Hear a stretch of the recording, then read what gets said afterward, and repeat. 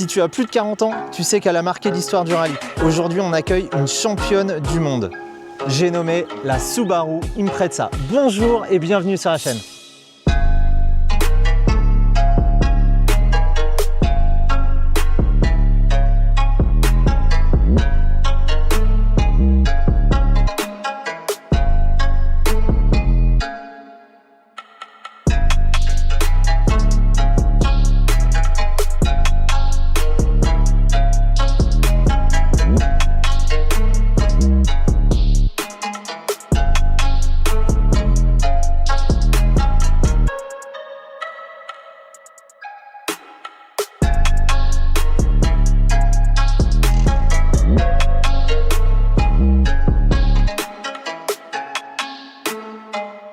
Bonjour à tous, bienvenue sur la chaîne. Bonjour Roderick. Bonjour Julien.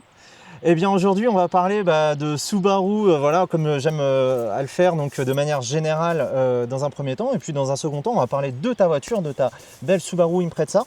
Déjà on va un petit peu recontextualiser, je pense que les gens connaissent assez peu finalement Subaru. C'est une marque qui est connue, qui a été connue en tout cas dans les années 90, pourtant c'est une marque plutôt ancienne, donc fabricant japonais, créé en 1953, première voiture commercialisée en 1958, donc c'était la Subaru 360. Et les petites particularités de Subaru, ça va être dans un premier temps les moteurs à plat qu'on va retrouver encore aujourd'hui, et aussi les 4 roues motrices. Donc ça a été lancé dans les années 60-70 et c'est vraiment une particularité propre à Subaru. Oui, tout à fait, ils étaient précurseurs dans ce domaine-là. C'est ça, alors les 4 roues motrices, c'était pour promouvoir un petit peu la sécurité active des véhicules.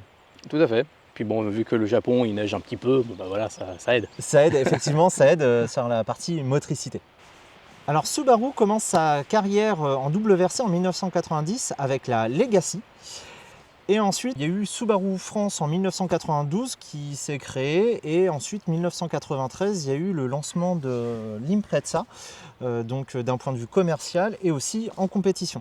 Oui, et en fait la particularité de Subaru, c'est qu'à l'époque, il faut savoir que dans les années 80, il y avait un quota de voitures japonaises en France, toutes les marques n'y étaient pas. Ok. Il y avait que 5 marques, alors je ne sais plus lesquelles, mais il y avait que 5 marques japonaises qui avaient le droit de commercialiser leur voiture en France. Et donc en fait, tous les constructeurs généralement font une voiture de série, la mettent en rallye, en version compétition, pour vendre la voiture de série, pour vendre les routières. Subaru, ils ont fait le chemin inverse, ils ont créé une voiture de compétition, dérivée effectivement de la Legacy, parce que c'est le même moteur, mais ils se sont dit la Legacy elle gagne pas, on va faire une voiture qui va gagner. Donc ils ont créé l'Impreza, d'abord pour la compétition, pour promouvoir l'image en France qui était complètement connue, et après on va en vendre des voitures de série. Ok, d'accord. Voilà, processus inverse. D'accord, et ça c'est super intéressant. Et donc du coup, alors dans la continuité, donc lancement dans rallye donc en 93, et ensuite à partir de 95, 96, 97, 3 titres de champion du monde des constructeurs. C'est ça. Et ensuite il y a eu en 95 c'était Colin McRae, champion du monde avec l'Impreza. 2001 c'était Richard Burns. Paix à son âme. RIP, Et ensuite 2003 Peter Solberg. Donc voilà un petit peu le palmarès de Subaru en rallye.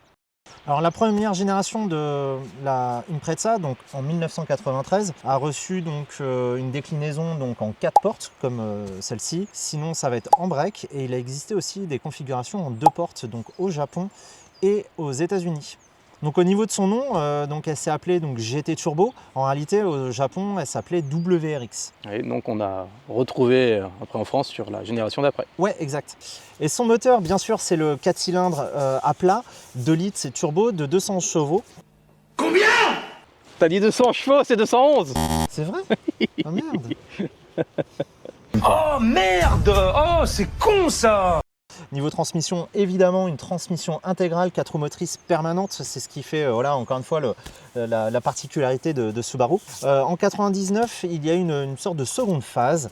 Le moteur est porté à 217 chevaux avec un petit lot d'améliorations, donc notamment freinage amélioré, suspension affermie, les jantes alliage de 16 pouces, tableau de bord, le nouveau tableau de bord de la Forester.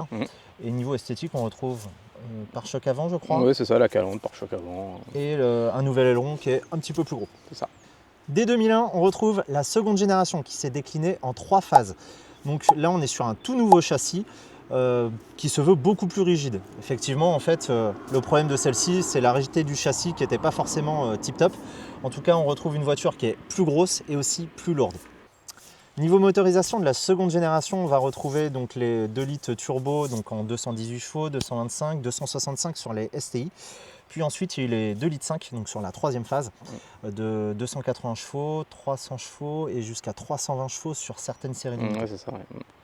En 2007, on retrouve la troisième génération. Donc là, gros changement de style pour la Subaru Impreza puisque même les WRX STI ne seront disponibles qu'en version hatchback 5 portes.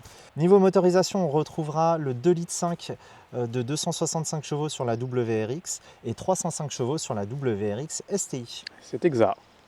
Il est content. Il a fait sa blague de merde, il est content. Dis-lui que t'es content. Je suis content. Ça se voit. La quatrième génération, donc lancée en 2011, est disponible donc en WRX STI uniquement en 4 portes. Je pense que l'effet hatchback de la génération précédente n'avait pas forcément trop été apprécié. Donc sur cette base-là, peu d'évolution technique par rapport à la génération précédente et malheureusement, elle plaît de moins en moins. Elle n'a plus l'aura qu'a les anciennes versions de WRX. Ah, clairement. Mais où est Stéphane Rothenberg? Il est où? Il s'est pris un coup de pelle, le pauvre. Ah ouais? Ah ouais.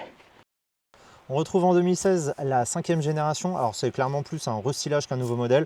D'un point de vue technique, rien de bien nouveau. On est toujours sur le 2 litres 5 turbo, donc de 300 chevaux, porté à 310 chevaux sur la version 2021.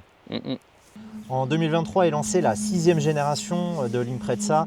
Malheureusement, les ventes en chute de la génération précédente et puis une version vraiment trop confidentielle des versions sportives fait qu'elle ne sera plus commercialisée en Europe, elle sera commercialisée uniquement donc, au Japon et en Amérique du Nord. Putain d'avion. Bah écoute, Roderick, je te propose c'est que tu nous présentes ta voiture, que tu nous fasses voir les petites spécificités de ton modèle et que tu nous la fasses découvrir. Volontiers. Eh bien Roderick, on se retrouve donc auprès de ta voiture, donc c'est un modèle de 1997 il me semble. C'est ça, tout à fait. Donc équipé de quel moteur? Dis-moi tout. Donc elle est équipée du 2 litres turbo, donc c'est une version GT turbo qui développe 211 chevaux. 200 chevaux à 6000 tours minute. En termes de couple, on est à 270 Nm à 4800 tours minute pour un poids alors estimé donc selon les variantes à 1250 kg. Et toi, je crois qu'elle fait partie de la fourchette basse. Ouais, c'est ça, parce que c'est une GT Light. Et donc les GT Light, en fait, elles ont ni la clim, ni l'airbag, ni la, comment dirais-je, l'ABS. L'ABS, c'est ça, tout à fait, merci. Donc elle est donnée pour une vitesse maxi de 230 km/h, un 0 à 100 en 6 secondes 1, un 1000 mètres départ arrêté en 26 secondes 5 et une reprise donc 80 à 180 km/h en 17,4 secondes. Voilà un petit peu pour les specs générales. Bon, du coup, Roderick, raconte-nous un petit peu voilà, ta voiture, les petites modifications qu'il y a dessus. Alors quand je l'ai achetée en 2006, elle était déjà pas d'origine, parce qu'on était dans les périodes où elles n'étaient pas encore reconnues comme étant des voitures de collection, c'était plutôt des voitures de tuning. Donc elle n'avait pas ses jantes d'origine, donc j'ai remis des jantes dorées, Mimiglia. Elle avait l'aileron ProDrive déjà dessus, sachant que j'ai quand même l'aileron d'origine que l'ancien propriétaire m'avait laissé. D'accord. Après j'ai remis les rétros d'origine parce qu'il y avait des rétros type M3, c'était la grande mode de l'époque. Ouais, exact. Toutes les voitures en avaient. La ligne n'est pas d'origine, elle est décatalysée, c'est une ligne Inoxcar. Décatalysé, oh là là. Ouais, attention, j'espère que les écolos ils vont pas nous tomber dessus. Ouais, mais c'est collection dans le droit maintenant. Tu sais, c'est des voitures qui roulent plus beaucoup. Ok. Et puis après, j'ai eu mis une lame ProDrive également à l'avant. D'accord. Voilà. Donc voilà ce que j'ai fait principalement sur cette voiture-là. Donc là, ça c'est sur la partie, on va dire, extérieure. Il y a quelques modifs aussi à l'intérieur. Ouais, alors bon, l'intérieur, j'ai remis des sièges d'origine Subaru, mais c'est pas la couleur d'origine. Normalement, c'est gris et noir que j'ai conservé, mais le siège était abîmé, donc j'avais racheté un intérieur d'occasion qui s'est abîmé aussi avec le temps. Elle avait un volant tuning, j'ai remis un volant d'origine que j'ai réussi à retrouver difficilement parce qu'on les trouve quasiment plus. Il est très très beau, hein, un volant Nardi. Il est magnifique. Ouais, puis j'avais réussi à le toucher à un bon prix parce que maintenant les gens ils s'enflamment là-dessus. Ok. Après sur donc l'intérieur, c'est à peu près tout. Bon, oui, il y a le petit levier de frein à main, mais bon, ça c'est... Ouais, ça c'est encore voilà, un petit souvenir du passé. Voilà, c'est ça, les égarements du passé, exactement. Exact. Et donc après, d'un point de vue technique, châssis, freinage, est-ce que tu as fait des modifications? Ouais, alors je l'ai remise à niveau en termes d'entretien, hein, parce que avec le temps, les caoutchoucs suivent, ainsi de suite. Elle avait des combinés filetés que j'ai retirés pour mettre des amortisseurs d'origine bien plus confortables. Ouais. Et gros up que je lui ai mis, upgrade, c'est les freins. Les freins d'origine, il faut savoir que c'est du 2 pistons, tu freines fort une fois, mais une seule fois. Ouais. Après, t'as plus rien, t'as plus de mordant, t'as plus rien. Ouais. Shit. No break.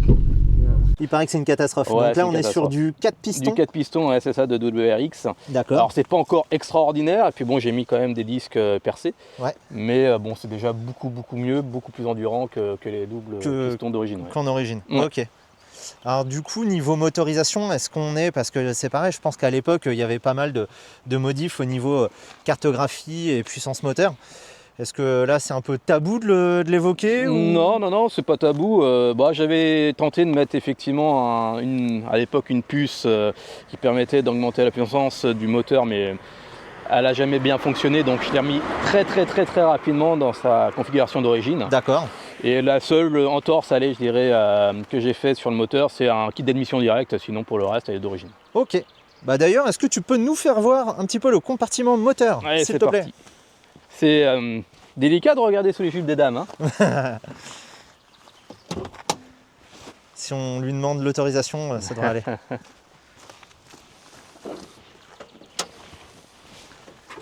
Alors, on peut reconnaître que c'est une Lights au positionnement de l'échangeur.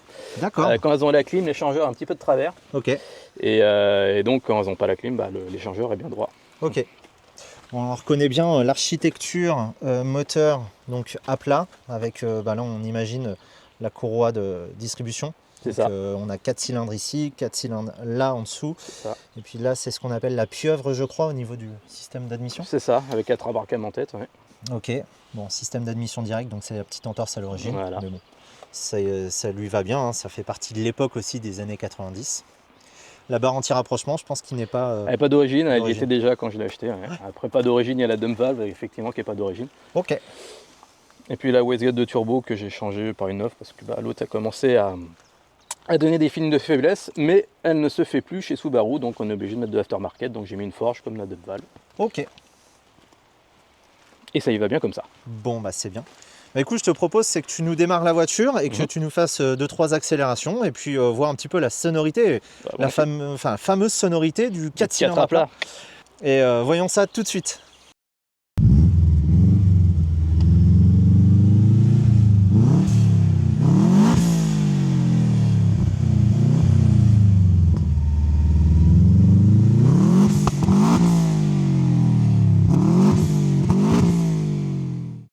Bon, du coup, on se retrouve à bord de la Subaru Impreza. On va faire une petite balade. Voilà. Alors, ce qui est un petit peu déjà déroutant par rapport à une voiture plus moderne, ça va être l'encombrement, en fait, l'espace intérieur. On se sent tout de suite beaucoup plus serré. Et on se tient chaud, hein. On se tient chaud, effectivement. Et aussi, seconde chose que je trouve vraiment typique des années 90, c'est un vitrage de la voiture bien plus important que sur les voitures modernes. Et du coup, ça donne une belle luminosité à l'intérieur de l'habitacle. C'est plutôt appréciable. Ouais, c'est vrai. Et autre point aussi, je pense que c'est en lien avec la rigidité du châssis qu'on évoquait tout à l'heure, c'est les montants de porte en réalité qui sont assez minces. Ouais, ils sont fins, ouais. Qui sont fins, donc ça joue, voilà, le toit fait partie aussi de la rigidité de la caisse de manière globale. Du coup, on est sur un intérieur plutôt basique. Il y a ma molette de chauffage, chaud-froid, la ventilation, et puis il n'y a pas grand-chose d'autre. Ouais, on n'a rien besoin de plus. Rien de besoin de plus pour le plaisir de conduite. Oh, on est sur du plastique moussé, Quand même, hein. quand même, la classe. Ouais. Après, s'il y a un mobilier qui vieillit bien, Ouais, c'est, tu vois, il se tient dans l'âge, il casse pas, il est souple. Ah, voilà, à défaut d'être... il est austère, hein, mais au moins il se tient bien. c'est vrai. Alors ça, c'est aussi lié à la production japonaise. Les Japonais font des choses qui durent dans le temps, Ouais, c'est rigoureux. carrément. Donc c'est pas très joli, c'est pas très sympathique, mais en tout cas ça tient dans le temps. Voilà. Et puis c'est également très léger. Et à la base, la Subaru, c'est ce qu'elle cherchait, c'était de la légèreté. Exact. Bon, toi, Roderick, tout à l'heure, tu nous évoquais le fait que ta voiture, ça fait très longtemps que tu l'as. Ouais, ça fait plus de 20 ans, ouais. Plus de 20 ans, incroyable. Ah ouais, c'est attachant comme voiture une fois qu'on y a goûté. C'est un vélo. C'est ça qui me plaît là-dedans. Ouais. Voiture, et puis qui est un petit peu à l'ancienne, donc vraiment pas du tout aseptisée, tu ressens vraiment toutes les sensations. Ouais, dès que le turbo s'enclenche, tu le ressens. Et puis c'est des voitures qui sont faciles à comprendre. Ouais.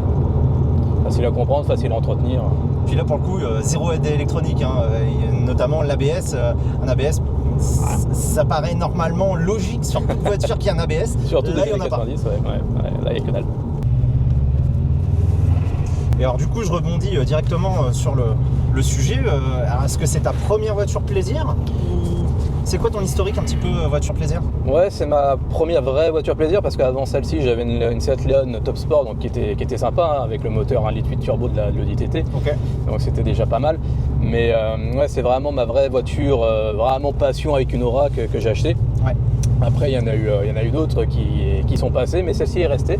Donc au début, je suis resté dans la japonaise parce que faut pas se leurrer, la japonaise, quand tu es jeune, c'est le meilleur moyen de te faire plaisir sans débourser trop d'argent, avec une fiabilité quand même reconnue. Ouais. Alors effectivement, et je te coupe, c'est à l'époque quand la Subaru Impreza est sortie. Alors, je l'ai pas évoqué tout à l'heure et c'est dommage parce que le tarif neuf de ces voitures-là, donc sorti à partir de 93. Ça coûtait 150 000 francs, aujourd'hui ça équivaut à 22 000 euros. Ouais. C'était imbattable. Une 306 SS de mémoire à l'époque, ça coûtait dans les 165 170 000 ouais, francs. c'était plus cher. Ouais. Une 306 SS qui faisait 163 167 chevaux coûtait plus cher qu'une Subaru Impreza de 200 chevaux. Je trouve ça dingue. Et puis avec le côté 4 motrices, etc. Ah ouais. De toute façon, ils avaient sorti une voiture pas chère pour la vendre facilement avec un déficit en fait de reconnaissance de marque, parce que la marque n'était pas très connue. Ouais. Et puis c'était aussi une voiture qui était facile à retravailler pour ceux qui voulaient faire du rallye amateur. Tu l'achetais, moquette fine, c'était une des voitures faciles à dépouiller pour les coursifier. Exact, pour les petites courses régionales voire nationales. C'est ça.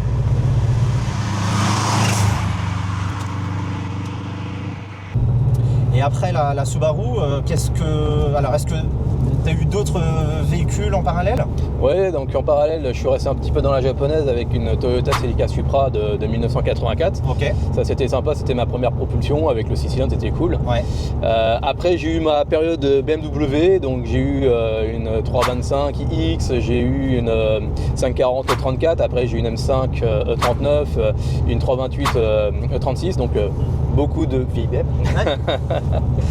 Et puis après, je suis arrivé à mes premiers amours, parce que moi je suis la génération 80, donc j'ai grandi avec les Sheriff M Whopper, les agences touristes K2000, donc après je suis passé à l'américaine, mais j'ai quand même conservé cette voiture-là. Donc après en américaine, j'ai une Shelby GT500 de 2007, j'ai une Corvette C3 de 81, et puis maintenant j'ai une Shelby GT350 de 2016. Ok. Voilà. Et donc un beau petit palmarès dans ton parcours automobilistique. Et par contre, alors du coup, la Subaru, c'est le fil rouge. En fait, c'est une de tes premières caisses plaisir. C'est ça. Et depuis 20 ans cette année. Ouais. C'est incroyable.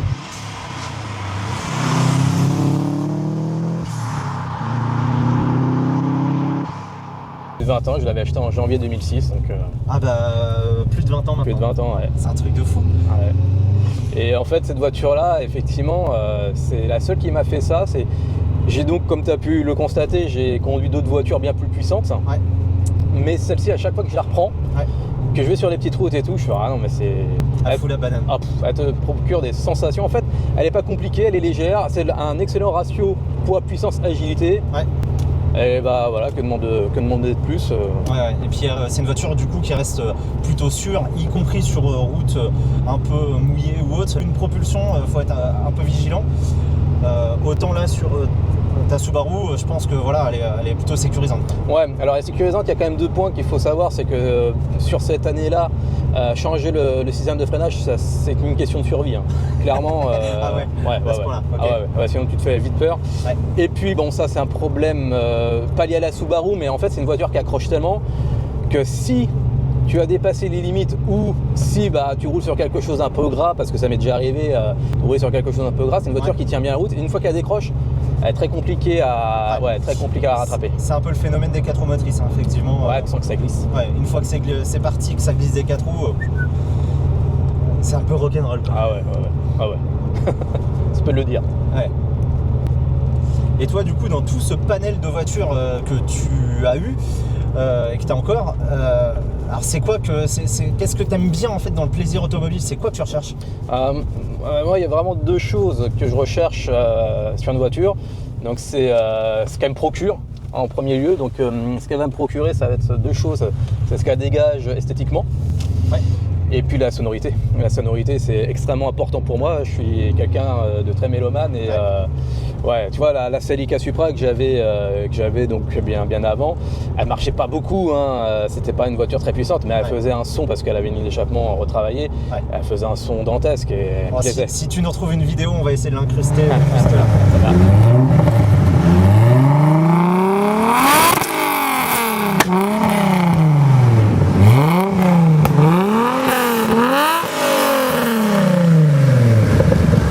Après, donc il y a les performances qu'on recherche, donc ce qu'elle te procure en termes de ressenti. Puis après, faut quand même qu'elle marche un minimum. Oui. Voilà, faut que.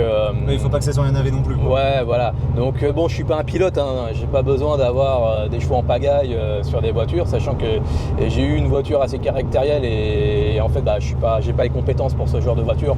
Donc je fais référence à la GT500. Chablis GT500, ouais, de 2007 qui est trop caractérielle, ça me convenait pas. Et voilà, moi il me faut quand même des voitures performantes, mais qu'il y ait une harmonie entre le châssis et puis le moteur. Ouais, qui soit cohérente en fait, entre la puissance, châssis, freinage. C'est ça. Faut que ça soit homogène. Homogène, exact. Après, il faut savoir également, parce que quand tu vends ce genre de voiture, ce qui ne m'est jamais arrivé parce que je ne l'ai jamais mise en vente, mais quand tu mets des voitures puissantes en vente, souvent des gens te demandent mais est-ce que ça consomme, est-ce que ça boit? Ouais, ça faut en avoir conscience qu'une Subaru c'est quand même c'est un bois sans soif. Hein. Ça consomme un peu? Ah ouais, okay. ça consomme beaucoup. Donc c'est vrai qu'alors dans mes vidéos j'ai pas forcément pour habitude de parler consommation parce que voilà, quand on parle plaisir automobile, ça ne rime pas avec consommation quoi qu'il en soit. Maintenant c'est des voitures que tu peux presque utiliser au quotidien. Je pense que c'est un peu ton cas. Oui, tout à fait. C'est pas mon daily, mais ça a été mon daily pendant longtemps. Maintenant j'essaie de la conserver, donc elle doit faire entre 3 et 5 000 km par an. D'accord. Ouais. Après faut pas oublier que c'est une voiture qui a quasiment 30 ans. C'est ça. Mine de rien. Ouais, tout à fait. Ouais. Donc oui, effectivement, si tu veux la préserver un tant soit peu, faut limiter aussi un petit peu son usage. Ouais. Puis une chose à savoir aussi, c'est que donc c'est des voitures faciles à réparer. Mais du fait, comme tu dis, elles approchent quand même des 30 ans, voire plus de 30 ans pour les premières. Les pièces, certaines pièces commencent à être dures à trouver. Et elles ont quand même pas mal augmenté. Tu vois, un débitmètre sur ce modèle-là, un débitmètre, t'as à 600 € le débitmètre. Ok, ça commence à taper. Ouais. Donc fais chier quoi. T'essayes de préserver l'auto. Oui, c'est ça. Et du coup, un minimum ton budget aussi. C'est ça, exactement. Mais oui, sinon après, c'est une voiture qui est utilisable au quotidien. Voilà, elle reste confortable, ça reste une voiture moderne. Forcément, il n'y a pas l'Apple CarPlay, il n'y a pas le GPS, il n'y a pas tout ce genre de choses. Il y a des vitres électriques, j'ai remarqué ça tout à l'heure. Je tiens à signaler, c'est une belle option de l'époque. À l'avant et à l'arrière. Ah ouais, non, ok, grand luxe. Ouais, là on est bien. On est refait là. Mais ouais, voilà, ce sont des voitures. Je trouve que c'est une voiture attachante. Elle n'est pas compliquée, elle n'est pas ostentatoire. Donc attachante et non attachante. Ouais, exactement. Mais voilà, ça mange pas de pain, c'est encore raisonnable en termes de coût d'achat. Voilà, c'est juste le budget pièces. Quand il y a des pièces à changer, voilà. Des pièces un petit peu spécifiques et qui sont devenues rares. C'est ça. Et puis le budget carburant qui est au jour où on est à 2 €, voire plus de 2 € le litre. Une fois qu'on a payé le crédit de la baraque, le crédit de la bagnole, le gasoil. Faut prendre ça quand même en conséquence. C'est une voiture qui consomme. Tu roules normalement. Moi en mixte, j'ai jamais réussi à être en dessous des 15 litres au 100. Le téléphone des enfants. Les abonnements pour le foot, les soldes, les cigarettes. Abrège. Ok. Ouais, 15 litres pour un 4 cylindres. Donc voilà. Ça commence à faire. Alors je sais qu'il y en a qui font moins. Mais je pense qu'ils n'ont pas su où était la pédale d'accélérateur. Soit ça ou tout dépend de ton mixte. En réalité, Ouais. si tu pars de chez toi, tu prends une route à 90 et que voilà, tu fais pas de ville ni quoi que ce soit, forcément que ton mixte sera différent que celui qui fait de la ville ou de l'autoroute. Tout à fait, mais après l'idée c'est de pas éliminer la voiture non plus. C'est sûr. Et du coup, tu parlais d'encrassement moteur. Qu'est-ce qu'il faut faire en réalité si tu veux pas encrasser ton moteur? Bah faut utiliser ces voitures comme elles doivent l'être, c'est-à-dire tu mets un bon coup d'accélérateur quoi.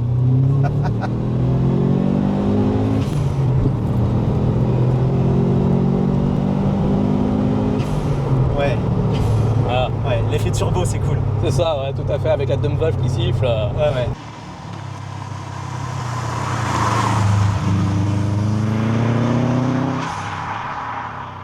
Alors bien sûr, faut rouler prudemment, là on est sur une grande ligne droite, il n'y a personne.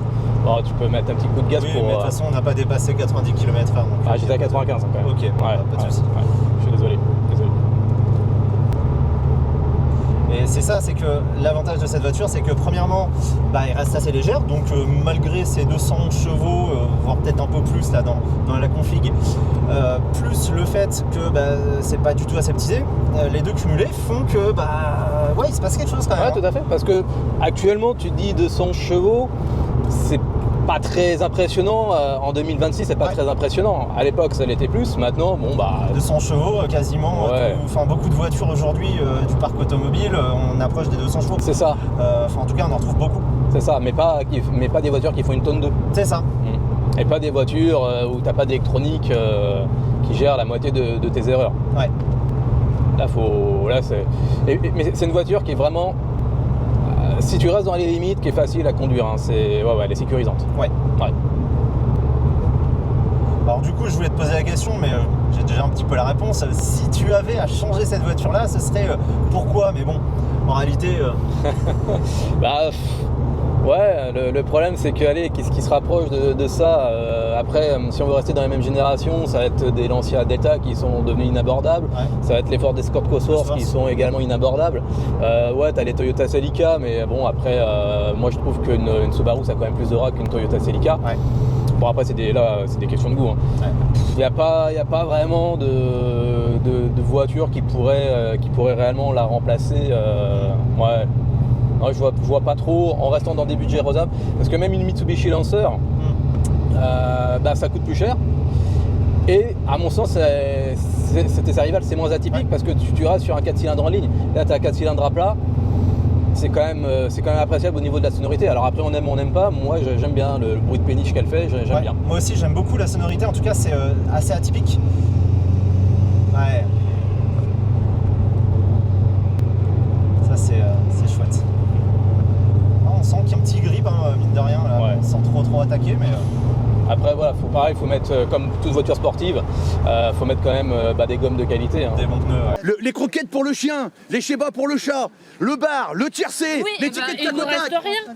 Ouais, des bons pneus. Des bons pneus, les suspensions, bah, malgré, voilà, il y a un kilométrage à respecter aussi, une durée dans le temps. Donc, il ne faut pas hésiter aussi à remplacer les amortisseurs. Ouais, tout à fait, ça c'est très important, la vision au sol. Ouais.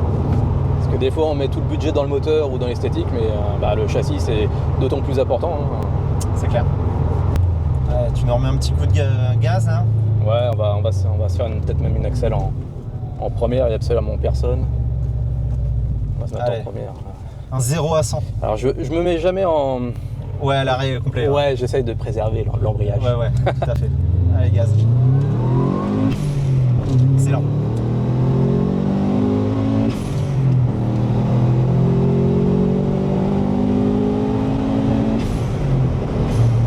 Et mine de rien, ça prend des tours. Ouais, bah tu vas jusqu'à 7000 tours. 7000 tours, incroyable. Ouais, 7000 tours, ouais. Ouais, c'était à peu près dans ces années-là, les années 90, il fallait, pour vendre des voitures sportives, parce que c'était vraiment les meilleures années du rallye, hein, Ouais. les années 90. Il fallait un moteur 2 litres turbo, 4 roues motrices et une zone rouge à 7000. Alors après, il y a des faiblesses quand même reconnues sur ces voitures-là. bon, bah, comme toute bonne japonaise, ça a tendance à un petit peu rouiller.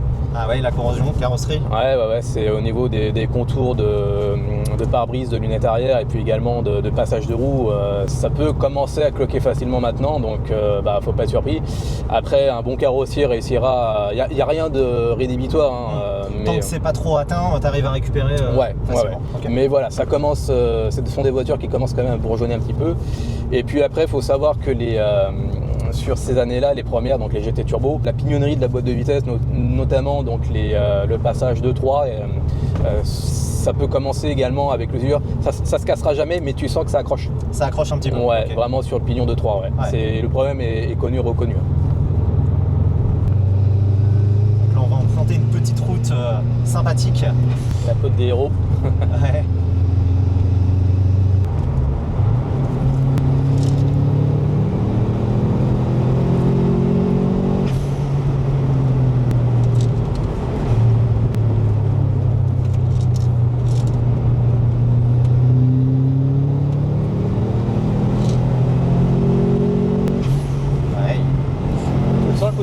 Quand la wastegate à décharge.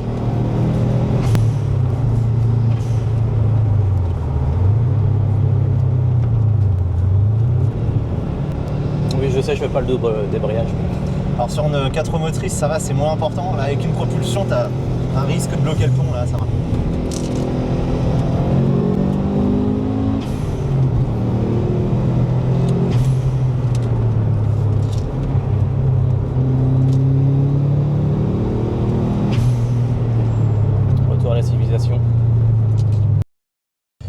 Eh bien Julien, est-ce que tu as envie d'essayer une Subaru Impreza GT Turbo? Eh ben avec plaisir. Bon alors, petite confidence, je l'avais déjà conduit cette voiture il y a longtemps. Il y a bien longtemps, mais oui, évidemment que je... Ouais, mais depuis tu as mûri. J'ai mûri. Tu t'es bonifié comme le bon vin. Paraît-il. Mais en tout cas, oui, carrément avec plaisir. Puis, ça faisait longtemps que tu n'avais pas conduit une voiture d'homme. Bah tiens. Allez, on s'en reprend, on switch, à tout de suite. Bon, on se retrouve à l'intérieur. Bah, écoute, merci Roderick de me laisser le volant de ta voiture, pas de quoi. De ton petit bébé, parce que je sais que voilà, c'est elle qui te tient à cœur. Ouais. Et je sais que tu la prêtes pas à tout le monde, et vraiment, je te remercie chaleureusement. Bah, c'est avec plaisir. Bon, bah, le volant, il est magnifique, hein. J'insiste là-dessus, hein. Il est top. Je crois qu'à l'époque que j'avais conduit, c'était l'ancien volant. Ouais, c'était un volant Momo, Ouais. Momo. Ouais. Les années folles, exact. du tuning. C'est marrant, le débattement de la boîte est assez court. C'est vrai. Hop. Ce qui est sympa aussi et atypique, alors je pense que toi du coup maintenant tu as l'habitude, mais voir la grosse bosse sur le capot, en tout cas la prise d'air. Ouais. C'est vrai que moi j'y fais plus trop attention, c'est malheureux, hein. Ouais. C'est vrai que tu fais bien de le dire parce que quand je venais de l'acheter, je me rappelle ce bossage sur le capot, je fais wow. On voit que ça. On voit que ça. Il y a ça, et puis dans le rétro on voit l'aileron, bon là pour le coup qui est plus d'origine, mais on voit le gros aileron. C'est vraiment les petits attributs de la sportive des années 90, c'est chouette. Ouais, toute une ambiance. Ouais. Ah, je vois qu'il y a encore un petit stigmate de l'époque avec le manot de pression de suralimentation là à gauche. Ouais, alors il faut savoir que l'instrumentalisation était quand même minimaliste, donc il n'avait pas de température d'huile, pas de pression de turbo. Juste la température d'eau là à gauche. C'est ça. Donc moi je me suis quand même permis de mettre un manot de pression de turbo et ça m'a aidé parce que grâce à ça j'ai quand même pu détecter de petites pannes qu'elle avait eues, notamment une durite de turbo qui était déchirée, donc le manot faisait n'importe quoi. Ouais. Et puis j'avais une bougie qui avait lâché et le manot qui avait la bougeotte, donc ça m'a indiqué certaines pannes. Ok. Ouais, donc c'est quand même assez utile. Oui. Ce n'est pas une coquetterie. C'est ça. C'est souvent un instrument qu'on retrouve quand il y a des grosses prépas pour surveiller la pression de suralimentation, vraiment quand on est sur des configs un peu puissantes. C'est vrai.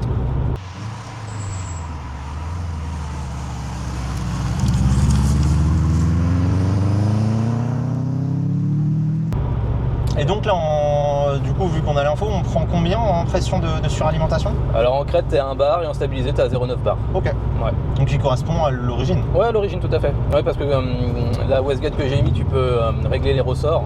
Ouais. Mais j'ai mis un ressort pour retrouver les valeurs d'origine. Hein. Ok. Tu vois, là, c'est une voiture qui a plus de 200 000 km, elle a 212 000 km. 212, ouais. Ouais, maintenant, je veux dire, c'est pas une voiture faite pour faire de la performance, hein, voilà, faut la préserver. Ouais, c'est une vieille mamie C'est ça. qui a quasiment 30 ans. C'est ça, l'ANA sous le capot, mais justement pour qu'elle les conserve, faut la respecter. Ouais, c'est vrai. Ouais, c'est pas faux. Putain, qu'est-ce que c'est réactif. Alors c'est marrant parce que sur les voitures modernes, tu sais, t'as un bouton sport pour accentuer la réactivité au niveau de la pédale d'accélérateur. Ouais. Et là, en fait, il n'y a pas besoin. Hein. Les premières courses, tu sens que... Ouais. Et puis la course est assez courte au niveau de l'accélérateur. Par contre, la course qui est longue, tu verras, c'est la pédale de frein. Ouais, exact.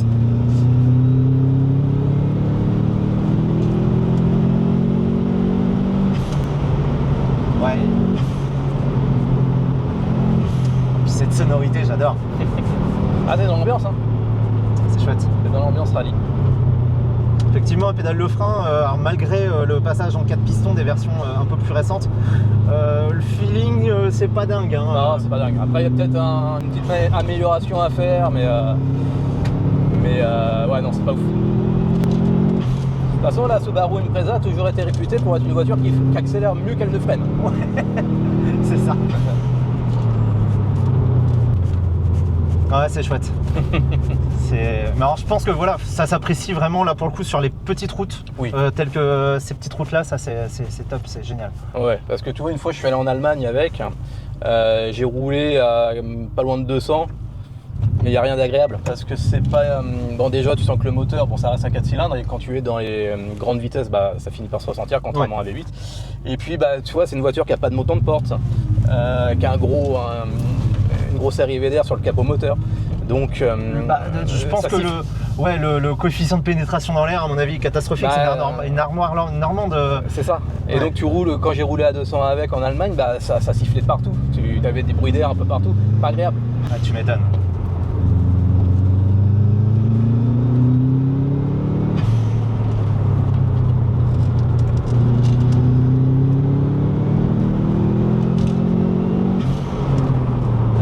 On a la chance du fait que c'est une vieille voiture, entre guillemets, d'avoir des poignées pour se maintenir. Parce qu'il faut savoir que dans les voitures modernes, t'en as plus. Hein.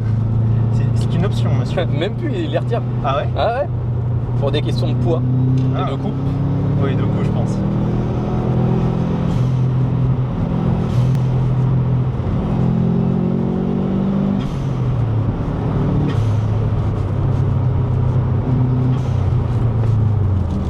Le freinage, bah écoute, ça va quand même. Hein. Le freinage, ça va quand même, mais effectivement, c'est le feeling à la course. Enfin quoi, t'as une course morte en fait, Ouais. T'as l'impression.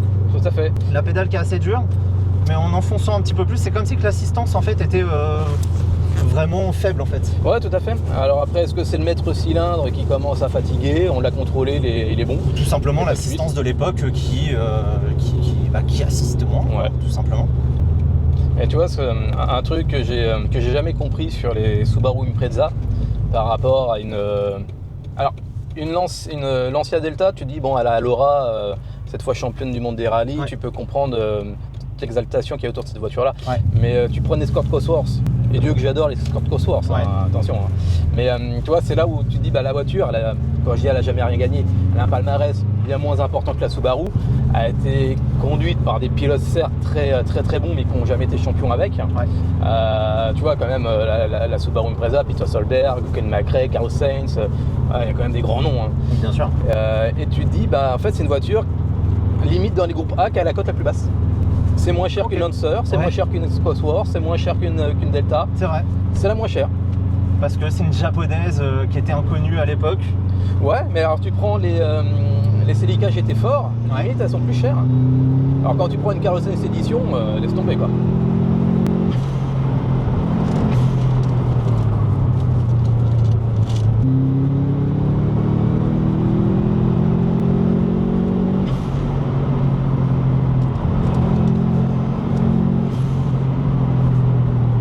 Bon, tu vois que le châssis est efficace.